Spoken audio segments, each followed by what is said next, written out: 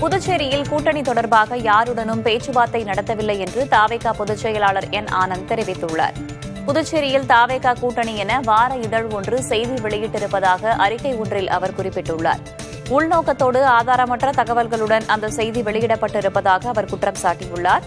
தாவேகாவின் புதுச்சேரி மாநில பொறுப்பாளர்களை விஜய் விரைவில் நியமிப்பார் என்றும் தேர்தல் நிலைப்பாடு குறித்து விஜயின் முடிவே இறுதியானது என்றும் அவர் குறிப்பிட்டுள்ளார். எந்த நாட்டில் இருந்தாலும் என் மனது தமிழ்நாட்டை தான் சுற்றிச் சுழல்கிறது என முதல்வர் ஸ்டாலின் திமுக தொண்டர்களுக்கு எழுதிய கடிதத்தில் குறிப்பிட்டிருக்கிறார்.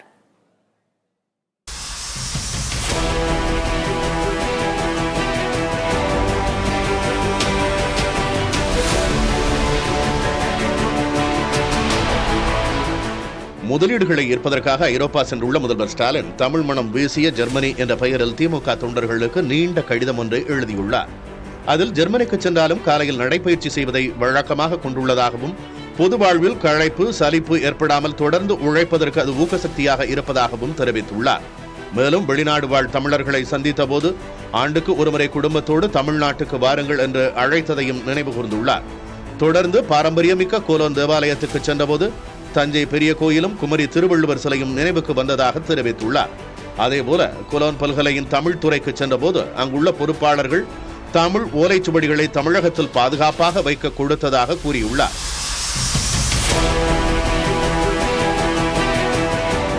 பழைய கார் மியூசியத்துக்கு சென்றபோது திமுக இளைஞரணி தொடங்கப்பட்ட காலத்தில் ஊர் ஊராக விடிய விடிய கார் ஓட்டி சென்ற நினைவலைகள் வந்ததாக குறிப்பிட்டுள்ளார். தொடர்ந்து முதலீட்டாளர்கள் மாநாட்டில் வெறும் முதலீட்டுக்காக மட்டும் வரவில்லை என்றும் ஜெர்மனி தமிழ்நாடு இடையே பொருளாதார பாலம் அமைக்க வந்திருப்பதாக பேசியதாகவும் சுட்டிக்காட்டியுள்ளார். தனது வெளிநாட்டு பயணத்தை விமர்சிப்பவர்களை புறங்கையால் ஒதுக்கிவிட்டு தமிழ்நாட்டின் முன்னேற்றத்திற்காக மேற்கொண்ட சந்திப்புகள் நிறைவை தருவதாகவும் தெரிவித்துள்ளார். தேசிய கல்விக் கொள்கைக்கு தமிழக அரசு எதிர்ப்பு தெரிவித்து வரும் நிலையில் தமிழகம் வந்த குடியரசுத் தலைவர் திரௌபதி முர்மு தேசிய கல்விக் கொள்கைக்கு ஆதரவாக பேசியுள்ளார். திருவாரூர் மத்திய பல்கலைக்கழகத்தின் 10வது பட்டமளிப்பு விழாவில் பங்கேற்று 45 மாணவ மாணவிகளுக்கு தங்கப்பதக்கங்களை வழங்கினார். அப்போது பேசிய அவர் தேசிய கல்விக் கொள்கை பாரம்பரியத்தையும் நவீனத்தையும் ஒருங்கிணைப்பதாக கூறினார். காந்தியடிகளின் வாழ்நாள் முழுவதும் கற்றல் பண்பை உதாரணமாக காட்டி மாணவர்கள் எப்போதும் புதியனவற்றை கற்றுக்கொள்ளும் மனப்பான்மையுடன் இருக்க வேண்டும் என திரௌபதி முர்மு வலியுறுத்தினார். மதுரையில் மீனாட்சி அம்மன் கோவில் ஆவணி மூலத் திருவிழாவில் 9ஆம் நாள் நிகழ்வாக சிவபெருமான் பிட்டுக்கு மண் சுமந்த லீலை விமர்சையாக நடைபெற்றது. இதையொட்டி ஆரப்பாளையம் புட்டுத்தோப்பு சேதுபதி மண்டபத்தில் சுவாமியும் அம்மனும் எழுந்தருளினர். மேலும் திருப்பரங்குன்றம் சுவாமி சுப்பிரமணிய சுவாமி தெய்வானையுடனும் திருவாதவூர் அருளாளர் மாணிக்க வாசகரும் எழுந்தருளினர். சுவாமி மற்றும் மன்னர் வேடமணிந்த சிவாச்சாரியார்கள் பிட்டுக்கு மண் சுமந்த லீலையை நிகழ்த்தினர். பின்னர் பூஜைகளும் நடைபெற்றன.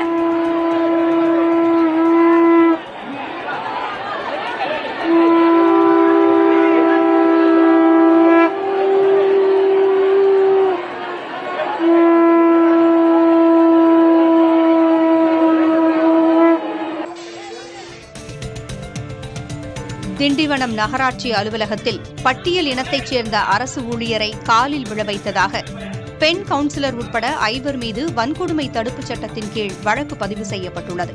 விழுப்புரம் மாவட்டம் திண்டிவனம் நகராட்சியில் இளநிலை உதவியாளராக பணியாற்றும் பட்டியல் இன சமூகத்தைச் சேர்ந்த முனியப்பனிடம் கோப்பு ஒன்றை எடுத்துத் தருமாறு 20வது வார்டு கவுன்சிலர் ரம்யா கேட்டுள்ளார்.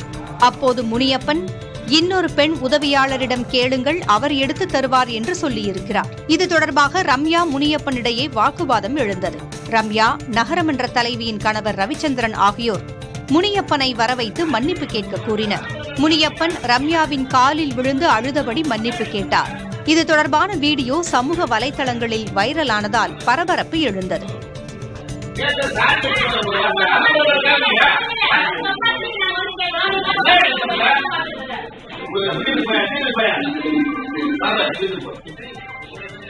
இந்நிலையில் கவுன்சிலர் ரம்யா திண்டிவனம் டிஎஸ்பி அலுவலகத்தில் செவ்வாயன்று அளித்த புகாரில் தம்மிடம் மன்னிப்பு கேட்பது போல தம்முடைய உடலை தொட்டு முனியப்பன் பாலியல் சீண்டலில் ஈடுபட்டதாக புகார் கொடுத்ததால் இந்த விவகாரத்தில் திருப்பம் நேரிட்டது.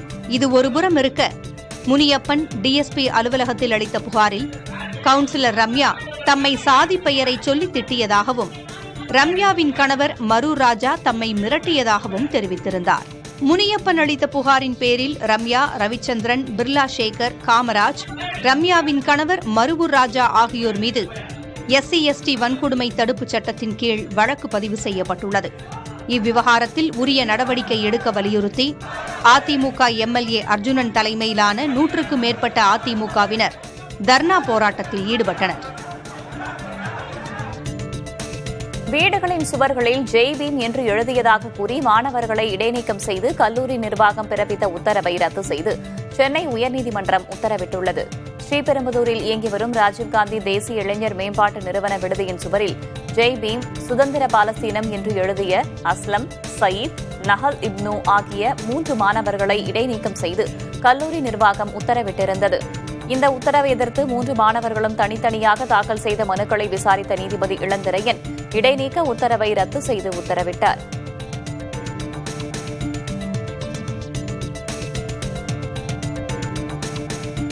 ரஷ்யா 500க்கும் அதிகமான ட்ரோன்களையும் 20க்கும் அதிகமான ஏவுகணைகளையும் ஏவி தாக்குதல் நடத்தியதாக உக்ரைன் விமானப்படையினர் தெரிவித்துள்ளனர்.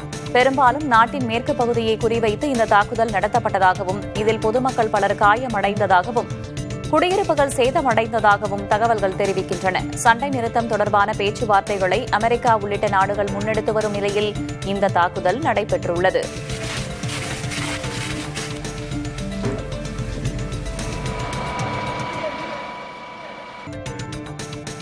உலகம் தற்போது அமைதி அல்லது போரை தேர்ந்தெடுக்க வேண்டிய கட்டாயத்தில் இருப்பதாக சீன அதிபர் ஜி ஜின்பிங் தெரிவித்துள்ளார்.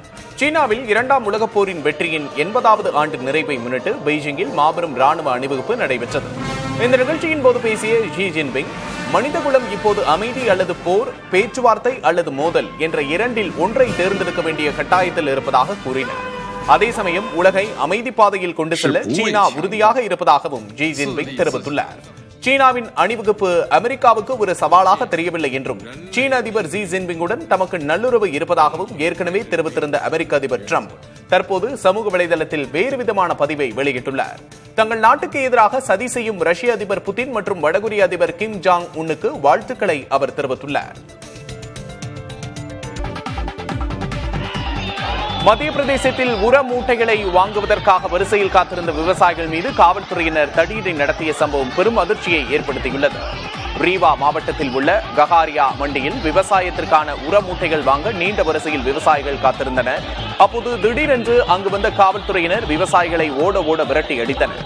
இந்த வீடியோ காட்சிகள் சமூக வலைதளங்களில் பரவி மக்கள் மத்தியில் கொந்தளிப்பை ஏற்படுத்தியுள்ளது.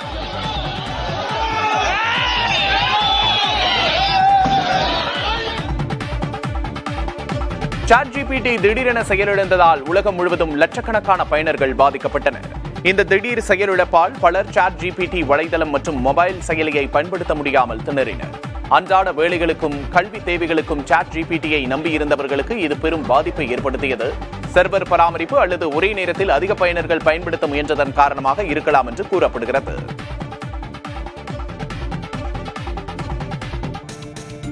மும்பையில் நடந்த தொடர் போராட்டங்களை அடுத்து மராத்தா சமூகத்தினரின் முக்கிய கோரிக்கையான ஹைதராபாத் கெசட் அடிப்படையிலான இடஒதுக்கீட்டை அமல்படுத்த மகாராஷ்டிரா அரசு ஒப்புக்கொண்டுள்ளது. நாடு சுதந்திரம் அடைவதற்கு முன்பு தற்போதைய மகாராஷ்டிராவின் 8 வறண்ட மாவட்டங்களை உள்ளடக்கிய மராத்வாடா பகுதி ஹைதராபாத்தின் நிஜாமின் ஒரு பகுதியாக இருந்தது. ஹைதராபாத் கெசட் என்பது 1918இல் அப்போதைய ஹைதராபாத் நிஜாம் பிறப்பித்த ஒரு உத்தரவாகும். இப்பகுதியில் வாழ்ந்த மக்களின் எண்ணிக்கை, அவர்களது சமூக பொருளாதார நிலை குறித்த தகவல்கள் அனைத்தும் ஹைதராபாத் கெசட்டில் பதிவு செய்யப்பட்டுள்ளன.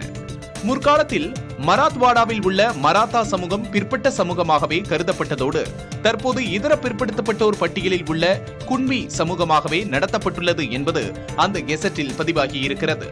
ஹைதராபாத் கெசட்டை அரசு ஏற்றுக்கொண்டதன் மூலம் இதர பிற்படுத்தப்பட்ட வகுப்பினருக்கான இடஒதுக்கீட்டை மராத்தா சமூகமும் பெறலாம். சாதி பெருமைக்காக தங்கள் பழைய வரலாற்றை தேடி தேடி விளம்பரப்படுத்தும் மராத்தா சமூக தலைவர்கள் முதன்முறையாக இடஒதுக்கீட்டிற்காக தாங்களும் பிற்படுத்தப்பட்டவர்கள்தான் என்பதற்கான சான்றை தேடி அரசிடம் சமர்ப்பித்துள்ளனர். டெல்லியில் நடந்து வரும் GST கவுன்சில் கூட்டத்திற்கு பிறகு வரி விகிதங்களில் மிகப்பெரிய மாற்றம் இருக்கும் என்று கூறப்படும் நிலையில் எந்த பொருட்களின் விலை குறையும் என்ற எதிர்பார்ப்பு எழுந்துள்ளது.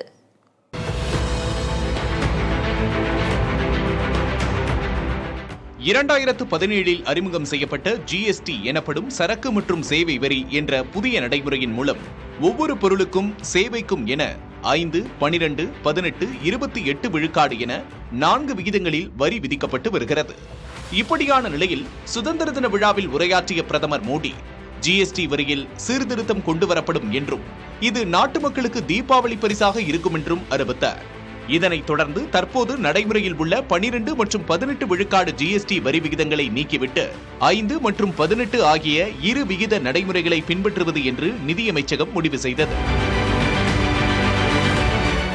இந்நிலையில் GST வரியில் புதிய சீர்திருத்தங்கள் தொடர்பாக ஆலோசனை மேற்கொள்ள 56வது ஆலோசனைக் கூட்டம் டெல்லியில் நடைபெற்று வருகிறது.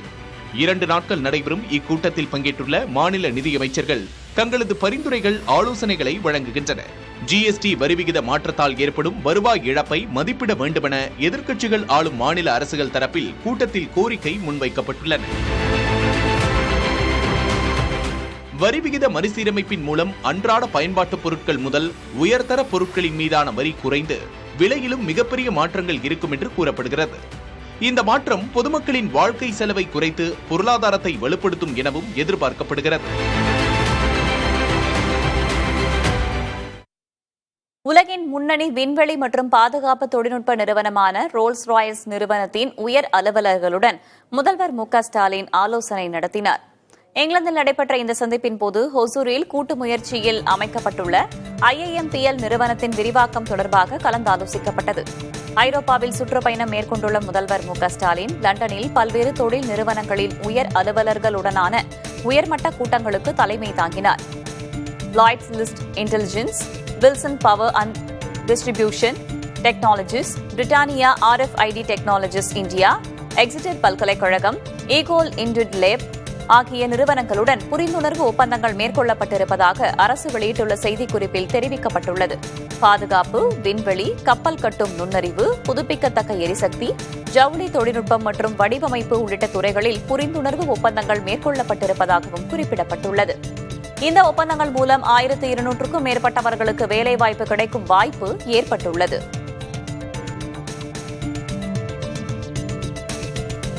அதிமுக தலைமையிலான கூட்டணி வலுவான கூட்டணியாக இருக்கும் என்று அக்கட்சியின் பொதுச் செயலாளர் பழனிசாமி தெரிவித்தார்.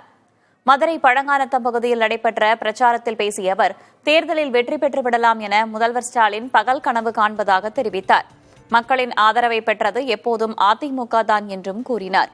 திமுக மேயர்கள் இருக்கும் மாநகராட்சிகளில் பெரிய அளவில் ஊழல் நடைபெறுவதாகவும் திமுக அரசு என்பது ஊழல் அரசு என்பதற்கு இதுவே சான்று என்றும் பழனிசாமி விமர்சித்தார்.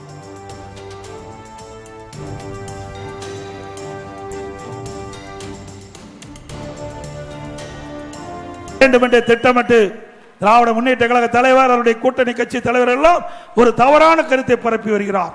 இன்றைக்கு பாரதிய ஜனதா கட்சி அண்ணா திமுக கூட்டணி அமைக்கப்பட்டு விட்டது. இது சிறுபான்மை மக்களுக்கு எதிராக இருக்கின்ற ஒரு தோற்றத்தை இன்றைக்கு வெளிப்படுத்திக் கொண்டிருக்கின்றார். ஆக அருள் கூர்ந்து சிறுபான்மை மக்கள் எண்ணி பார்க்க வேண்டும். அனைத்து இந்திய அண்ணா திராவிட முன்னேற்ற கழகத்தை பொறுத்த வரைக்கும் இன்றைக்கு முழுமையாக பாதுகாப்பு, மக்களுக்கு பாதுகாப்பு கொடுக்கக்கூடிய ஒரே அரசாங்கம் அண்ணா திமுக அரசாங்கம். தமிழகத்தில் பல்வேறு பகுதிகளில் வைரஸ் காய்ச்சல் பரவி வரும் நிலையில் உரிய பாதுகாப்பு நடவடிக்கைகளை எடுக்க மாவட்ட மருத்துவ அதிகாரிகளுக்கு சுகாதாரத்துறை அறிவுறுத்தியுள்ளது. தமிழக சுகாதாரத்துறை வெளியிட்டுள்ள அறிக்கையில் மாவட்டங்களில் எந்த இடத்தில் வைரஸ் காய்ச்சல் பரவல் அதிகரித்துள்ளது என்பதை கண்டறிய உத்தரவிடப்பட்டுள்ளது. அந்தந்த பகுதியில் உள்ளாட்சி அமைப்பினருடன் இணைந்து சுற்றுப்புற தூய்மையை அதிகரிக்கவும், கொசு பரவலை கட்டுப்படுத்தும் நடவடிக்கைகளில் ஈடுபடவும் அறிவுறுத்தப்பட்டுள்ளது. மேலும் பள்ளிகளில் குழந்தைகளிடம் வைரஸ் காய்ச்சல் குறித்து விழிப்புணர்வு ஏற்படுத்துதல் உள்ளிட்டவற்றை மாவட்ட சுகாதார அதிகாரிகள் மேற்கொள்ள சுகாதாரத்துறை கூறியுள்ளது. மருத்துவமனைகளில் சிகிச்சை முறை குறித்தும் சிகிச்சை பெறப்பட்ட நபர்களின் தற்போதைய நிலை குறித்தும் ஆய்வு செய்யவும் உத்தரவிடப்பட்டுள்ளது. அதே சமயம் பொதுமக்களும் எச்சரிக்கையுடன் இருக்க வேண்டும், பொது இடங்களில் முகக்கவசம் அணிய வேண்டும் எனவும் தமிழக சுகாதாரத்துறை கேட்டுக் கொண்டுள்ளது.